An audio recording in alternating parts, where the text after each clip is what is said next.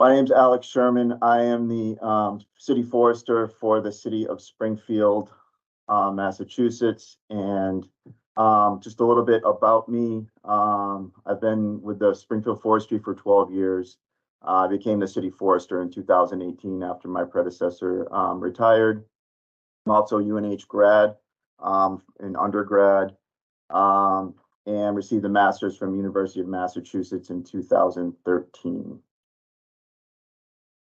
So just for reference, where we are in the world, here's Massachusetts, and then here is Springfield. We're right in western Massachusetts, just north of the Connecticut border, right along the Connecticut River.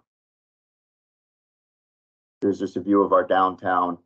That is the International Basketball Hall of Fame. So if anyone's a basketball fan in the audience, please come and visit us in Springfield.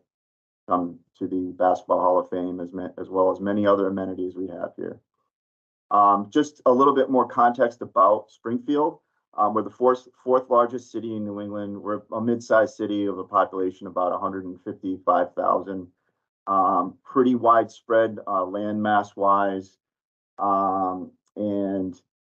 We do just around 25% of our population lives below the poverty level. So that does create some challenges here in the city and often.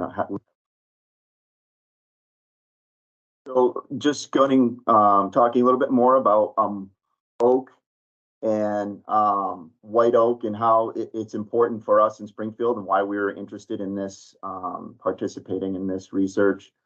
You can see the current modeled habitat from the U.S. Forest Service Climate Change Tree Atlas of white oak. In our little yellow circle there, we do have significant component in our forest.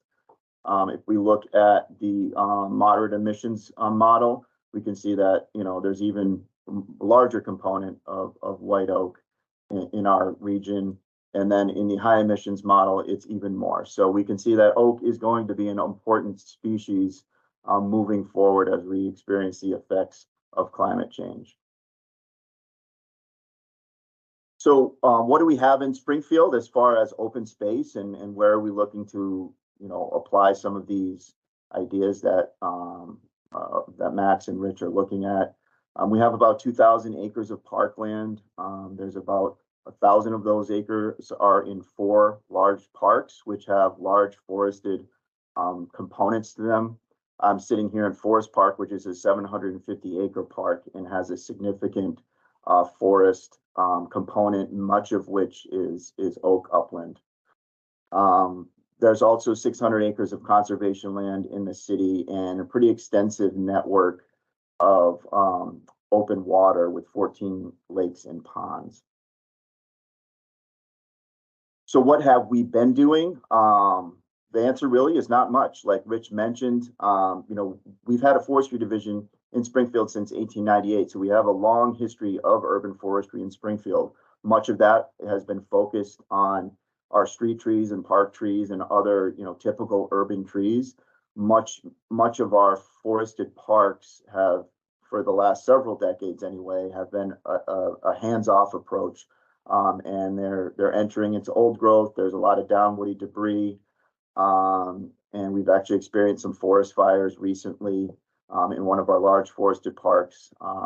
And so we're really looking now to find new ways of managing these lands to make them more accessible to our residents, make them more resilient to climate change and other pressures, and just keep them as healthy, productive forests for the future.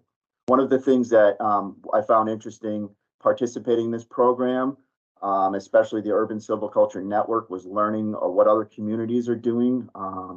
Because we have, a smaller size program, it was really interesting to see what some of the larger cities were doing and kind of glean some insight from them and apply things that may be appropriate for us here in Springfield at our scale. Currently, we have really no forest inventory, so that was one of the first things that I really would like to get done is get out there and see what we have. Get stocking levels, stand maps, and really find out what we have, and then we're able to better manage our forests from there. Most of our budget is directed towards our street tree management, so there's not a lot left over for our forested parks and other forested public lands. So that's, an issue that we're hoping to address in the future. We have a varied amount of use. It depends on the park. Some parks get a lot of hiking, have a lot of hiking trails and get a lot of use. There's other parks that are more passive and may have had historical trails there that are either unusable or no one really knows about them, except for maybe the people that live right in the local area. So there is a really varied opportunity to manage these lands in different ways.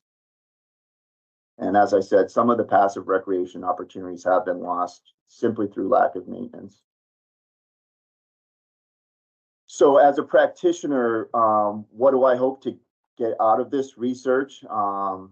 Well, one of the things I really appreciated on the very beginning was that forest managers were included in the study design. So right from the beginning, Max and Rich and their team really wanted to get the thoughts from folks who are managing these lands and find out what is important to them and what strategies they've been thinking about in order to inform their research. The Northeast Urban Silviculture Network was extremely valuable for me, as I mentioned earlier, to learn from other communities. So that was a really great networking opportunity for me, and I'm hoping to continue to participate in that group moving forward. In addition, we do have a small municipal tree nursery. It's about a 3-acre tree nursery. We have a tree propagation greenhouse here. We've been operating out of there for about 3 years now, 3 to 4 years. And so learning a little bit more about bare root propagation and planting methodology was interesting for me, and gave us a new perspective on how we could manage our greenhouse operations. Obviously, deer pressure is a huge problem for us and other communities, as I learned through talking to people in the Urban Silviculture Network. I think it's only going to get worse for us. I think it's actually worse as you move south from here. But we do have pretty significant deer pressure here in our municipal nursery. And so, kind of seeing some of these deer exclusion methods and thinking about how we can manage deer on our tree farm here was helpful as well. I'm hoping that some tools and management guides for urban forest management can come out of the research and provide other managers with a baseline of knowledge and some tools to help them think about how they can manage these urban woodlands in a different way. It directly resulted in us applying and obtaining an urban forest IRA grant recently, and so we're very thankful for that. And part of those funds are going to go into these very woodlands, and we're hoping to develop a woodland management plan. And so participating in this project definitely drove us to include that in our grant proposal. So we're looking forward to that. And then one of the other things, as we were considering participating in the program was to, thinking about these policy choices with assisted migration. And that's going to be different in every community. So, as a local practitioner, you always have to be thinking about your local community and how they feel about managing the urban forest. And we felt like it was reasonable for us here. We were moving native species.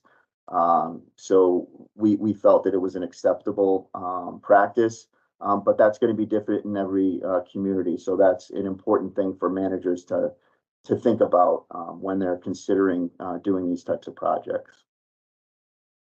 I'll just leave with this. Another reason oaks are great is they are very resilient. This is not a white oak, it is a pin oak on the street, but it was severely damaged in a heavy snowstorm back in 2011. And this was the pruning job that the contractor had done at the time. And if you look at this tree today, it looks like this.